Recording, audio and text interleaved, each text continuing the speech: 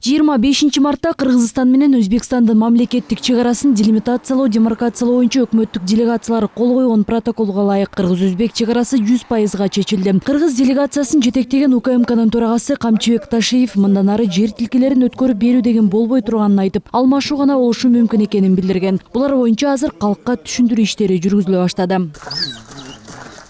Кыргызстан менен Өзбекстандын ортосундагы чегаранын узундугу 1378 чакырым, анын 90% такталган. Калган тилкелерде жергиликтүү тургундардын суу, жер талаш маселелери чыгып, курал колдонулган учурларда болуп келет. Өткөн жумада кол коюлган протоколго ылайык карапайым калктын жашоосун жеңилдетүү максатында Кыргызстандын аймагында жайгашкан Өзбекстандын Сох анклавындагы 2 чегара бекети ачылды. Кайтпас өтүүчү постторун ачып, ал жерден аларга адамдар жөө өткөнгө, жеңил машина менен өткөнгө жана 20 адамга чейинки микроавтобустар орундугу бар микроавтобустар өткөнгө гана уруксат берди. Грузовой автобус ал жерден өтпөйт, машина.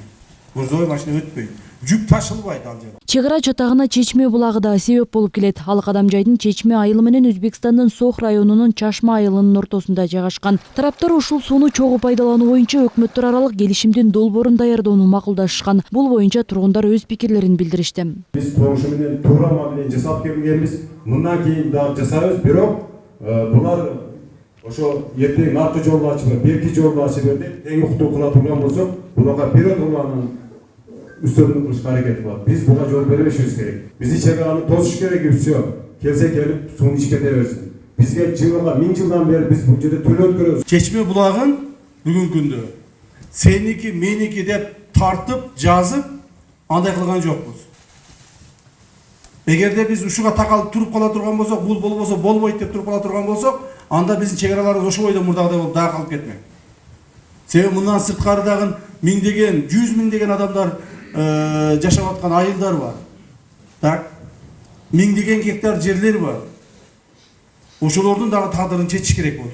Кыргызстан менен Тажикстандын чегарасы 970 чакырым болсо, 519 такталган, калганы өтө татаал тилкелер. Себеби Баткендин Аксай, Көкташ айылдарында, Лейлик районунун айрым аймактарында эки өлкөнүн жарандары шахматтык түрдө отурукташып калган. Мындан улам жергиликтүүлөрдө кыйынчылыктар орун алып келет. Жайыттарыбыз бүт ошо через Шахмардан өтөбүз. Ошол өткөн маалда, сезон башталган маалда проблема башталат. Эртең булар туристский сезон кылып ачып коет. Күтүп отурушун керек. 100 адам очередде болсо, 100 адам очередде күтүп отурушун керек. Барып биз иштегени барабыз ал жака, үлүштөрүбүз бар. А беркилер ойногону келет. Ойногондордун арасында отурабыз күтүп.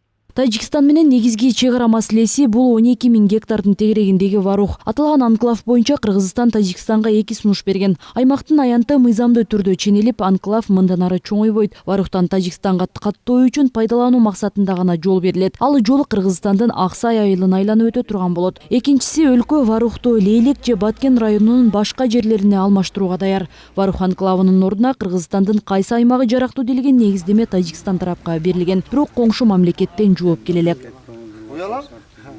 Коңшу өлкөлөр менен чегара маселесине чекит коюу үчүн Кыргызстан менен Өзбекстандын Кемпироват суу сактагычынын плотинасын Өзбекстандын аймагы деп калтырып, анын суусун чогуу пайдалануу пландалууда. Өзбекстан Кыргызстанга кенемте иретинде Анжан облусунун ичинен 1000 гектар жер берет. Ошондой эле Шахрих-Кансай каналынын жанынан 50 гектар жер Өзбекстанга калтырылып, алар ошол эле 50 гектарды өзгөн менен чектешкен аймактан бермекчи. Мындан сырткары Кемпироват суу сактагычы болжол менен 5737 гектар болсо, 1300 гектары Кыргызстанга өттү. Кемпироват Өзгөн жана Сузак райондору менен Өзбекстандын Анжан облусу чектешкен аймакта орун алган. Муну Ташиев Өзгөн районунда тургундар менен жолукканда кенен айтып берип, чагымчылдыкка алдырбоого чакырды. Айтымында Өзбекстанга 1 метр жер берилген жок. Бардык иш-аракеттер ачык жүргүзүлөт.